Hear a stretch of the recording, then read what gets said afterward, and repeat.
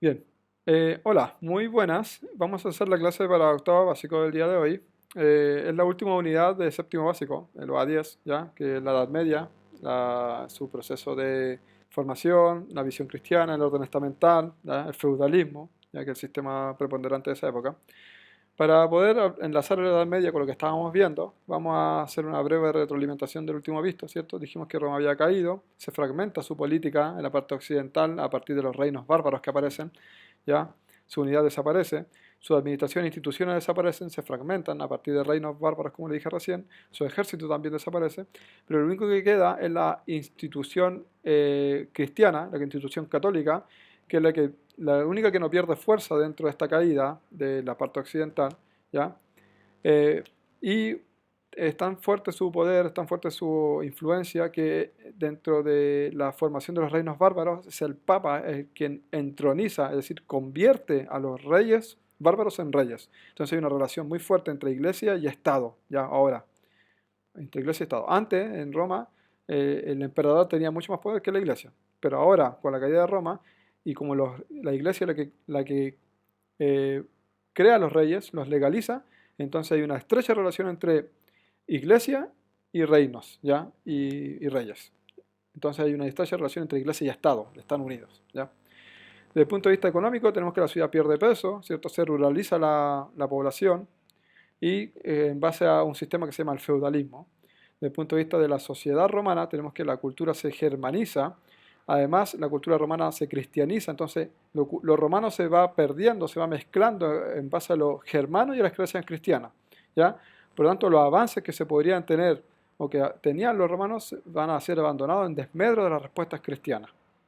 A este contexto social, político, económico que comenzó ya en el siglo V y que hace que termine la época antigua, le vamos a llamar Edad Media, ¿ya? Que sería la segunda etapa dentro de esta línea de tiempo universal. Para hablar del feudalismo y de la Edad Media en sí, pero del feudalismo principalmente, que es el sistema que tenemos que ver, abordar principalmente en esta clase, eh, tenemos que hablar del imperio carolingio, ¿ya? De Carlos Magno, ¿ya? Hay que decir que el Islam ingresa o quiere ingresar a Europa, ¿cierto? El Islam que ya había acaparado una gran extensión por el norte de África, ingresa a la península ibérica derrotando a los visigodos, los germanos de la península ibérica, de Hispania, los derrotan y quieren avanzar por Europa, instalar el islamismo en Europa. Sin embargo, aparece Carlos Martel y los derrota en la batalla de Poitiers. Eso establece una línea fronteriza entre el Islam en Europa y el reino franco, ¿ya?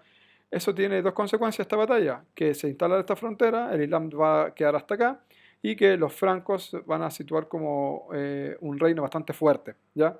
Entonces a partir de ello comienza una expansión con Pipino Breve, su hijo, y después con Carlo Magno, hijo de Pipino Breve y nieto de Carlos Martel.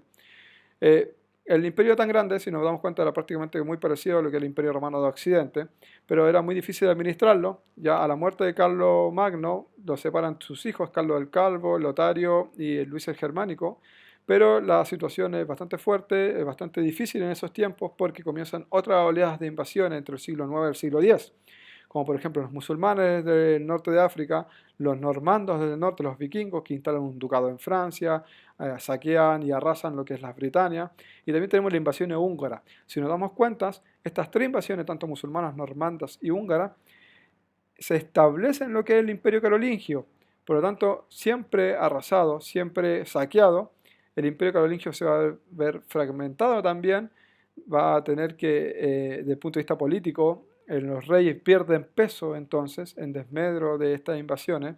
Además, la población se ruraliza más porque la ciudad, como lugar de protección de las personas, es un lugar bastante inseguro. Entonces, la gente, por los saqueos, las invasiones, ¿cierto?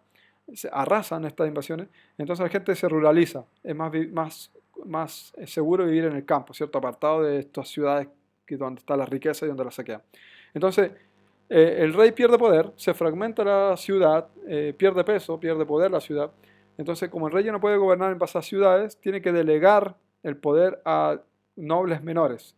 Y ellos van a gobernar en unidades territoriales menores que van a estar en el mundo rural, donde el rey le otorga esa potestad a partir de una ceremonia. Entonces hay una relación de vasallaje entre El rey le entrega o le legaliza territorios para que estas personas gobiernen a estos lugares, estas unidades territoriales donde hay personas dispersas también, ¿ya? Debido a este éxodo de ciudad a campo, ¿ya? Entonces comienza el feudalismo, ¿cierto? Principalmente entre el siglo IX a X, comienza en Francia, pero se extiende hasta el siglo XIII, ¿ya? Se fragmenta el poder en llamados señoríos o feudos, la unidad territorial se llama feudo, ¿cierto? Donde domina ahí un señor feudal, ¿ya? El principal sistema de gobierno, de político económico, tiene un carácter estamental, no hay movilidad social, eso quiere decir que hay privilegiado y no privilegiado, ¿cierto? Entre los no privilegiados tenemos los campesinos, que viven en la aldea, y después tenemos los privilegiados, el noble y el clero y el rey. Entonces, este sistema no tiene una movilidad social. El que nace siervo, muere siervo, no tiene ninguna posibilidad de ser un noble, por ejemplo. Es un sistema rígido que imperó en Europa por muchos siglos, ¿ya? Para entender este sistema feudal, mejor vamos a ver esta ilustración, ¿ya? Tenemos un sistema agrícola donde ocupaban una técnica llamada de barbecho, donde se deja descansar la tierra, ¿ya? Y después, por un año, y después se va rotando ese descanso para que tenga fertilidad la tierra. Después tenemos el sistema típico de manufactura, donde hay artesanos, donde hay herreros, carpinteros, personas que trabajan en el cuero, que son los mismos aldeanos que aprendieron un oficio. Después tenemos el molino, una herencia grecolatina, donde estos mismos cultivos van acá y se muelen, ¿cierto? Se hacen harina. Después tenemos tenemos el castillo acá, donde vive el señor feudal, ¿cierto? El señor feudal es señor del territorio, por eso tiene una vista periférica, estratégica acá, ¿ya? Este sería el feudo, todo esto sería el feudo, la unidad territorial del señor feudal. Obviamente que tiene almacenamiento de comida, si hay algún saqueo, etcétera, etcétera. Después tenemos 5 acá la iglesia, el centro espiritual, ceremonia espiritual de las personas, ¿ya? El sacramento, el bautismo, el matrimonio, las misas los domingos, el lugar donde evangeliza. Tenemos el bosque, el lugar de materias primas como madera, animales silvestres, frutos silvestres. Tenemos las cabañas, el lugar donde vivían las personas, estas cabañas y todo esto es del señor feudal. Por lo tanto, acá hay una relación de vasallaje. El señor feudal le entrega tierras, casas y protección a él, a estas familias, ¿cierto? Y a su vez, estas familias deben fidelidad a este señor feudal, le trabajan la tierra, le entregan tributos, entonces hay una relación de vasallaje, una relación recíproca en que yo dependo de ti y tú dependes de mí, ¿ya? No hay acá una entrega salario ni nada. Esa es la relación que existe de vasallaje, ¿ya? Él es un siervo que depende del señor feudal y el señor feudal es un señor que depende de sus aldeanos, ¿ya? Y por último tenemos la familia, que tenían muchas actividades para hacer durante el día, ¿cierto? Una familia, no había colegio ni nada, todos trabajaban, ya niños, niñas, eh, padre, hijo, y mamá, todos trabajaban, todos tenían que hacer la lista de tareas que había dentro del feudo. Si nosotros nos damos cuenta que también no hay una dinámica económica muy grande, no hay grande manufactura, no hay un excedente alimenticio que te permita vender. Por lo tanto, la economía feudal es una economía de tipo de subsistencia. Es decir, yo trabajo para el día solamente. Yo trabajo para dar de comer o alimentar solamente al feudo no más. No hay acá una gran extensión de territorio que te permita poder tener una economía bastante grande que tú te puedas solventar desde el punto de vista comercial. Acá la economía es autárquica, de subsistencia, es decir, se vive el día solamente, ya se vive solamente para la aldea. Bien, entonces acá tenemos algunas ilustraciones, ¿cierto? Los 3 órdenes, un caballero, un campesino, un clérigo. Ya acá tenemos una fuente escrita que la voy a poner en un trabajito que vamos a hacer bastante simple, ¿ya? Que habla del concepto de vasallaje. Acá tenemos otra imagen que habla de una ilustración de la vida de una campesina en la época medieval, ¿cierto? Unas vírgenes, puras mujeres, casadas, un hombre esperando ahí en la casa, y viuda, ¿cierto? Un hombre ayudando. Y acá vemos varias actividades que están recolectando leña, me parece, ¿ya? Ahora se puede interpretar estas 3 cosas, se puede interpretar de acuerdo a lo que sale acá, como a ustedes lo parezca, ¿ya? Igual podríamos hacerlo como la tarea para que puedan trabajar. Dentro de la mentalidad de la Edad Media, ¿cierto? Ya vimos el punto de vista político, social, de cómo se ampara el feudalismo.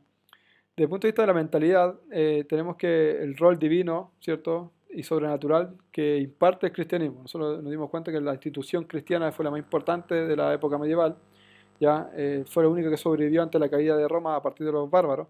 Entonces el mundo se transforma, la mentalidad es teocentrista, es decir, Dios es el centro, la respuesta la da Dios, ¿ya? Porque es el creador de todo el universo, creador de la tierra, creador de los seres humanos. Entonces la respuesta la entrega Dios.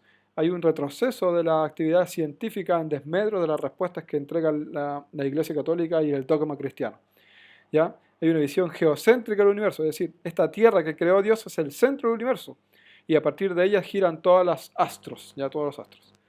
Por ejemplo, acá está Dios creando el universo, ¿ya? Acá tenemos una pintura de Andrés Celarius, la armonía macrocósmica, donde habla de el centro de la Tierra, ¿cierto? Y los astros alrededor de ella, y los ángeles, ¿cierto? Mirando y las personas mirando. Y también tenemos un mapamundi de Salterio, ¿ya? Donde se retrata África, Europa y Asia, que eran los lugares, era el universo conocido, el mundo conocido de la época. Y al medio, Jerusalén, lugar donde muere Jesús, ¿ya? Acá te habla del conocimiento que nomás se tenía en esa época, ¿ya? De los continentes, y muy cristiano, muy católico, muy centrado en lo que en el nacimiento de Jesús, ¿cierto? Los dogmas cristianos, donde están Dios, los ángeles, ¿ya? Y el lugar donde muere Jesús como centro del mundo, ¿ya? Igual esta fuente escrita la vamos a poner en la tarea que vamos a hacer, ¿ya? Principalmente habla de la imaginario, ¿cierto? El imaginario de las personas y de los símbolos que alimentan este imaginario cristiano de las personas. ¿Bien? Entonces, tenemos que la cultura medieval tiene legados de estas cuatro culturas, la greco-romana, la germana, la judeo-cristiana y la árabe-musulmana. Desde el punto de vista romano tenemos la arquitectura, la geometría, los avances agrícolas e ingenieros, las instituciones políticas, el alfabeto griego-latín, ¿cierto? Tenemos esa estructura, pero también tenemos legado germano, que es la importancia de la figura del rey desde el punto de vista político, la fidelidad y la lealtad, ¿cierto? La relación de vasallaje, ¿no? Que vivimos desde el punto de vista social, en la parte feudal, el carácter rural de la sociedad, como lo vimos también, la riqueza de las lenguas germanas que diferenció los distintos idiomas de la Europa hasta hoy en día, ¿cierto? El español, el italiano, el francés, el inglés. Después tenemos un legado judeo-cristiano, ¿cierto? Que es el monoteísmo, este legado de creer en un solo Dios, el monoteísmo. Y la principal religión, como la religión católica. También tenemos un legado árabe-musulmán, ¿cierto? La difusión de inventos, como la bruja en el cuadrante, los números arábicos, como la alquimia, el álgebra, la medicina, ¿ya? La cirugía es parte del legado, y también la arquitectura, el arte musulmán, como las palacios, las torres, las almenas, los jibal, las fuentes de agua, etcétera, etcétera. Entonces, la Edad Media transita entre todas estas culturas, ¿cierto? Entre estas cuatro culturas, la cual cada una nos dejó un legado y transformó, configuró lo que es la cultura, la política, la sociedad y la economía economía medieval durante el siglo, bueno, desde que comenzó la Edad Media, el siglo V al siglo XV, que duró 1000 años la Edad Media, pero principalmente este sistema parte ya del siglo VIII, siglo IX al siglo XIII en algunos lugares de Europa. Bien, esa ha sido la clase de hoy para Historia y Geografía, la Edad Media. Voy a adjuntar un trabajo en Word, el cual van a tener que hacer, bastante simple para que puedan desarrollar y retroalimentar de mejor forma esta Edad Media. Muchas gracias.